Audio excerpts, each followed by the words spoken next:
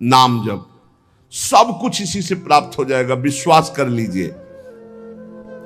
तो लोग पूछते हैं कौन सा नाम जप करें, तो पहली बात है कि जो आपके गुरु ने नाम दिया है वो नाम जप करो। यदि आपने गुरु नहीं बनाया तो जो नाम आपको भगवान का प्रिय, गोपाल शास्त्र नाम में 1000 नाम है, विष्णु शास्त्र नाम में 1000 नाम है, रामकृष्ण हरि शिव, जो नाम आपको प्रिय हो नाम जप करो। वो आपको गुरु से मिला देगा, गुरु मंत्र दिलवा देंगे, वो आपको भगवत प्राप्ति का सब वही नाम करवा देगा। आप शुरू तो करो नाम जप करना। जिनको सौभाग्य से गुरु मिल गए हैं, अपने गुरु के द्वारा दिए हुए नाम पर आसक्त हो जाओ। और मन का एक स्वभाव है, ये बगल में कुछ लेके चलने का स्वभाव है, गुरु से हटकर कुछ लेके चलने का। ये स्तोत्र ले लें, ये नाम ले लें, ये इसका स्वभाव है। इसी स्वभाव को हटाना है।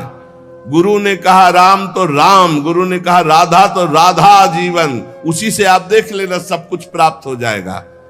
नाम की बड़ी महिमा है। विभिन्न ग्रंथों में भगवान के विभिन्न नामों को गाया गया है। जो तुम्हें नाम प्रिय लगे या जो गुरुदेव ने दिया है। 38 शास्त्र नाम तो हमारे पास है। भाई जी महाराज श्री हनुमान प्रसाद पोद्दार जी कहते 38 शास्त्र नाम तो हमारे पास है, 38 सहस्त्र नाम। और भगवान के अनंत नाम हैं। सभी भगवान के नाम समान बलशाली हैं, पर विशेषता होती गुरु प्रदत्त नाम में। जैसे गोस्वामी जी को राम नाम सर्वोपरि, चैतन्य महाप्रभु कृष्ण नाम सर्वोपरि, हरिवंश महाप्रभु राधा नाम सर्वोपरि, कोई हर्ज नहीं। उसी एक परम तत्व के अनेकों नाम हैं, जिसको जो प्रिय लगे खूब पकड़ लो उस नाम को, जोर से बार बार उसे जपो। राधा राधा राधा राधा राधा। अब 2 घंटा जपा, इसके बाद दे दिया पूरे विश्व को, धन्य हो जाए हमारा विश्व, हो गया। क्योंकि आपका भजन उतना जाकर समाज को सुख पहुंचाएगा। इसलिए गुरु मुख से ही नाम जपना चाहिए। अगर नहीं है तो आप देख लो, कोई न कोई संत के मुख से वो नाम तो निकला ही है। राम कृष्ण हरि, जो भाई जी महाराज कह रहे हैं 38 शास्त्र नाम तो हमारे पास रखे हुए। तो जो भगवान का नाम निरंतर रटते हैं, उनमें दिव्य शक्ति जागृत हो जाती। जैसे 2 लकड़ियों के बार बार घर्षण से अग्नि उत्पन्न हो जाती, शक्ति देखो ना। 2 पत्थरों को आप रगड़िए तो उनमें चिंगारी पैदा हो जाएगी। तो दिव्य चिदानंद में नाम जब हमारी जिह्वा पे रगड़ होती है तो उसमें ऐसी महान शक्ति जागृत होती। ज्ञान भक्ति वैराग्य विपत्ति दुख का नाश सब।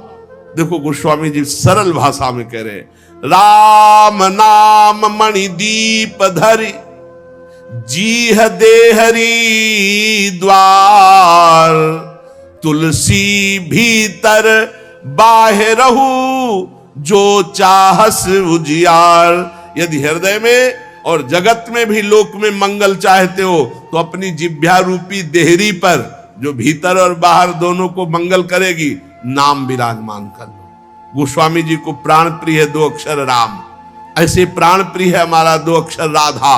जिह्वा पे विराजमान कर लो, लोक परलोक सब मंगल को प्राप्त हो जाएगा।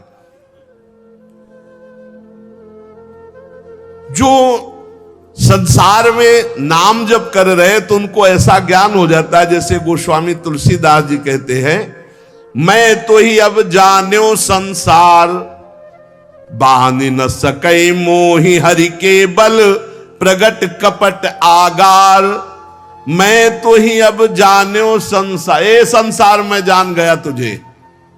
संसार अब तू कपट का आगार कभी मुझे बांध नहीं सकता, क्योंकि मेरे पास भगवान नाम जप के प्रभाव से वो ज्ञान हो गया। वो ज्ञान हो गया कि अब तो मुझे नहीं बांध सकता। सर्वत्र भगवत दर्शन, तीसरी बात आई। पहला आया अपने इष्ट के अनन्य, दूसरा कैसे हो तो बोले निरंतर नाम जप करो, और तीसरा सर्वत्र भगवत दर्शन। ये सर्वोत्तम बात है।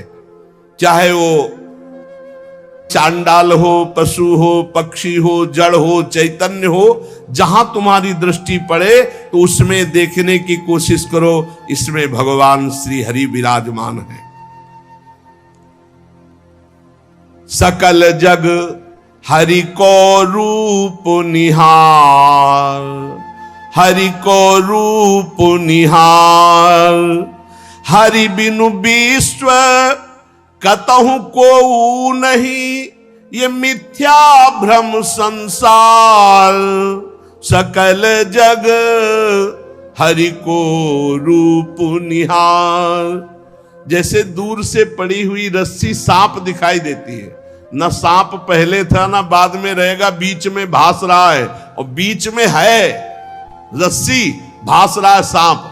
ऐसे ही ये संसार पहले नहीं था, बाद में भी नहीं रहेगा, बीच में भास रहा है, और है श्री कृष्ण, है प्रभु, और भास रहा है संसार। तो सकल जग हरि को रूप निहार। हरि बिनु विश्व कतहु कोऊ नहीं, ये मिथ्या भ्रम संसार। ये झूठा भ्रम हो गया, ये स्त्री है, पुरुष है, जड़ है, चैतन एकमात्र भगवान बना हुआ है। अलख निरंजन, जो हम देख नहीं सकते, अलख लख नहीं सकते, वो अलख। और निरंजन जो त्रिगुणातीत मायातीत है, वो साक्षात सामने बैठा हुआ है। अलख निरंजन सब जग व्यापक, सब जग को आधार। सकल जग हरि को रूप निहार। अब गूढ़ बात, नहीं आधार नहीं को हरिमा। भगवान कह रहे यो माम पश्यति सर्वत्र सर्वम च मयि पश्यति। जो सब में मुझको देखता है और मुझ में सबको देखता है, वो मेरे नेत्रों से कभी ओझल नहीं होगा, मैं उसके नेत्रों से कभी ओझल नहीं होगा। और एक श्लोक आता है कि मैं किसी में प्रवेश नहीं हूं, कोई मेरे में प्रवेश नहीं।